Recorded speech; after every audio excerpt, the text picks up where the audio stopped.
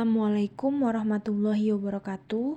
Perkenalkan, nama saya Ina Risti Utami, NPM 10119023, kelas C2 Manajemen dari Setia Stenbi Bandung. Tugas ini dibuat untuk memenuhi tugas kuliah ujian tengah semester. Di sini saya ingin menjelaskan beberapa materi.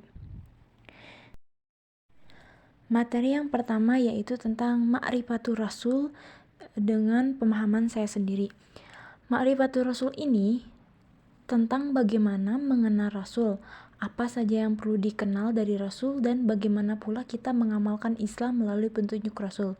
Yang penting dari materi ini adalah kita mengetahui, memahami, dan dapat mengamalkan sunnah Nabi dan menjalankan ibadah dengan baik. Mengenal Rasul tidak hanya dalam bentuk fisikal atau penampilannya, tetapi segala aspek berupa sunnah yang diberikan Nabi kepada kita seperti tingkah laku, perkataan, ataupun sikap. Pengenalan kepada Rasul dapat dilihat melalui sirah Nabi yang menggambarkan kehidupan Nabi serta latar belakangnya seperti nasab. Kemudian, melalui sunnah dan dakwah Nabi pun dapat memberikan penjelasan siapa Nabi sebenarnya. Dengan mengenal Rasul, diharapkan kita dapat mencintai Rasul dan mengikutinya. Bagaimana cara kita taat dan mencintai Allah Subhanahu wa Ta'ala? Oleh karena itu, mengenal Rasul tidak hanya dari segi jasad, nasab, dan latar belakang, tetapi bagaimana beliau beribadah dan beramal soleh. Setiap manusia diciptakan oleh Allah Subhanahu wa Ta'ala dengan fitrah, di mana manusia bersih, suci, dan mempunyai kecenderungan yang baik dan ke arah positif, yaitu ke arah Islam. Fitrah manusia diantaranya adalah mengakui kewujudan Allah sebagai pencipta, keinginan untuk beribadah, dan mengkehendaki kehidupan yang teratur. Fitrah demikian perlu diaplikasikan ke dalam kehidupan sehari-hari melalui petunjuk Al-Quran, dalam firman-firman dan panduan dari Allah Subhanahu wa Ta'ala, dan panduan sunnah, sabda Nabi, dan perbuatannya.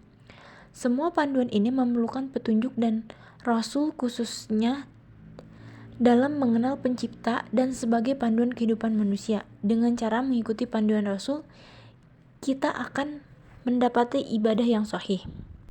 Itulah penjelasan Ma'rifatur Rasul yang saya pahami.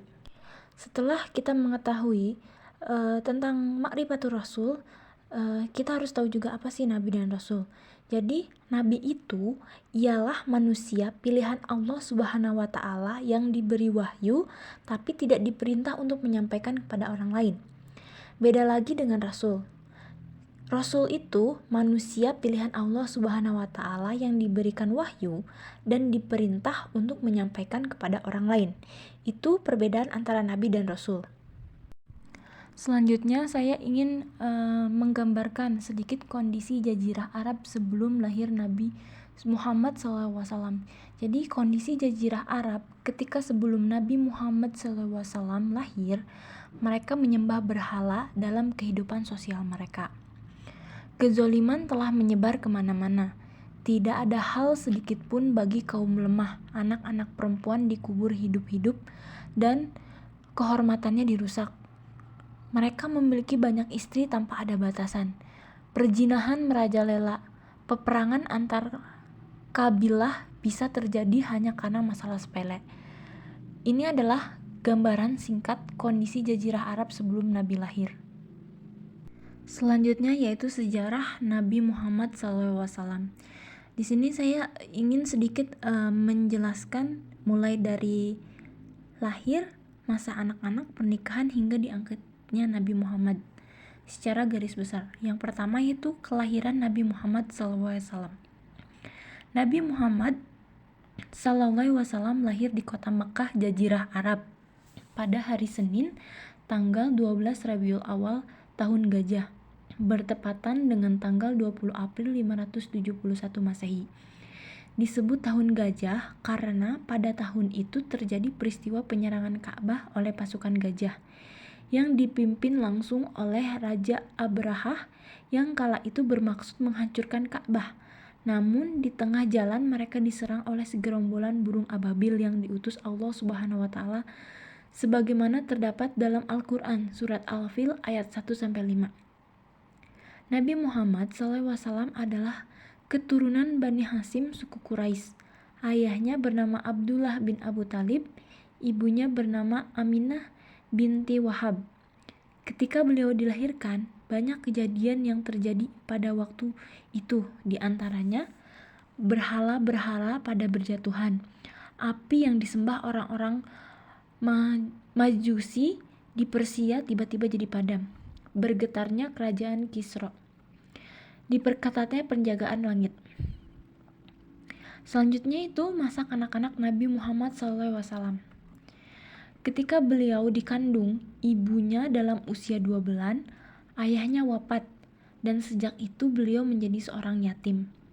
Pada usia 6 tahun, Nabi Muhammad SAW dibawa oleh ibunya ke Yatsrib atau Madinah dengan maksud ziarah ke makam ayahnya dan mengunjungi sanak saudaranya. Namun, dalam perjalanan pulang menuju Mekah, Siti Aminah jatuh sakit dan tinggal beberapa hari di sebuah desa yang bernama Abwa, dan dengan kehendak Allah, Siti Aminah wafat dan dimakamkan di sana. Sejak saat itu, Nabi Muhammad SAW menjadi yatim piatu. Setelah kedua orang tuanya wafat, beliau diasuh oleh kakeknya Abdul Muthalib hingga usia 8 tahun. Abdul Muthalib juga yang memberi nama Muhammad, yang artinya orang terpuji. Sepeninggalan kakeknya, beliau diasuh oleh pamannya Abu Talib, ayahnya Sayyidina Ali, salah seorang tokoh terpandang dan disegani di kalangan suku Quraisy. Di antara perempuan yang pernah menyusui beliau adalah Siti Halimah As-Sa'diyah yang menyusuinya selama 4 tahun. Sejak kecil, Nabi Muhammad SAW memiliki sifat-sifat terpuji.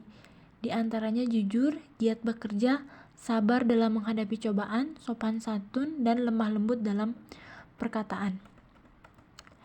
Selanjutnya yaitu pernikahan Nabi Muhammad SAW dengan Siti Khadijah. Pada usia 25 tahun, beliau menikah dengan Siti Khadijah binti Khuwailid, seorang janda kaya raya yang berakhlak mulia dan berhati dermawan.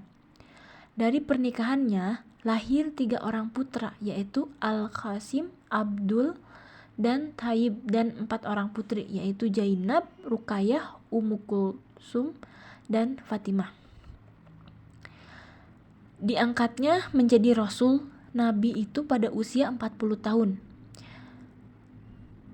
Dengan turunan wahyu pertama yang disampaikan oleh malaikat Jibril ketika beliau sedang berkhalwat di Gua Hira yang berada di Jabal Nur. Adapun wahyu yang pertama diturunkan yaitu surat Al-Alaq ayat 1-5. Kemudian Nabi Muhammad SAW berdakwah ke penduduk Mekah secara sembunyi-sembunyi selama 3 tahun dan mendapat sambutan baik dari kalangan sahabat dan keluarga. Mereka yang paling awal beriman dan memeluk Islam disebut As-Sabiqunal Awwalun yang berjumlah 30 orang. Di antaranya yang pertama Siti Khadijah binti Khuwailid dari golongan wanita, yang kedua Abu Bakar bin Abu Quhafah dari golongan laki-laki, yang ketiga Ali bin Abi Thalib dari golongan anak-anak, yang keempat Zaid bin Harith dari golongan hamba sahaya. Kemudian diikuti oleh sahabat dan kerabat yang lainnya, di antaranya Utsman bin Affan, Zubair bin Awam, Said bin Abi Waqqas, Talhah bin Ubaidillah, dan Abdurrahman bin Auf. Materi selanjutnya yaitu mengenai kedudukan Rasul secara garis besar. Yang pertama, harus seorang manusia memiliki nasab, memiliki jasad, dan dapat menyampaikan misi serta menyampaikan amanah dan dapat memimpin umatnya. Materi yang terakhir yaitu mengenai sifat-sifat Nabi Muhammad yang patut kita teladanin. Yang pertama, sidik.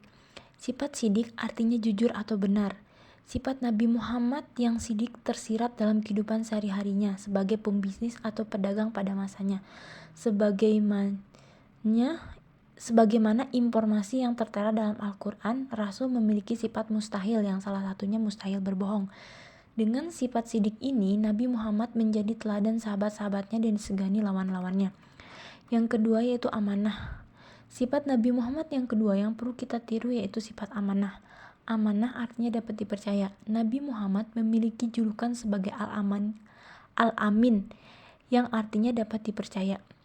Sebagaimana yang kita ketahui juga, mustahil para rasul memiliki sifat khianat dan Nabi Muhammad merupakan salah satu rasul, sehingga dia tidak memiliki sifat khianat. Sifat ini memiliki kekuatan membangun kepercayaan satu sama lain di antara umat manusia. Yang ketiga yaitu tablik. Salah satu sifat Nabi Muhammad yaitu sifat tablik, yang artinya menyampaikan. Sifat tablik dalam diri Nabi Muhammad SAW tercermin dalam bagaimana Nabi Muhammad menyampaikan wahyu dari Allah Subhanahu wa Ta'ala kepada sahabat dan umatnya, yang kemudian ini menjadi pelajaran penting bagi umat Islam di dunia sampai sekarang. Nabi Muhammad tidak menyembunyikan apapun sehubungan dengan petunjuk yang disampaikan Allah Subhanahu wa Ta'ala hanya untuk kepentingan pribadi. Nabi Muhammad SAW menyampaikan sesuai dengan maksud dan tujuan wahyu yang diturunkan Allah kepada Nabi Muhammad melalui malaikat Jibril. Yang terakhir yaitu sifat patonah.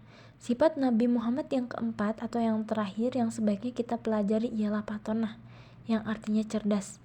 Nabi Muhammad memiliki sifat patonah, bermaksud ialah seseorang yang dapat menggunakan kecerdasannya. Nabi Muhammad memaksimalkan kemampuan intelektualnya untuk melakukan dakwah dan berdagang. Mungkin hanya itu yang bisa saya sampaikan tentang materi yang telah saya pelajari. Mohon maaf apabila ada kesalahan, karena kesempurnaan hanya milik Allah Subhanahu wa Ta'ala. Wassalamualaikum warahmatullahi wabarakatuh.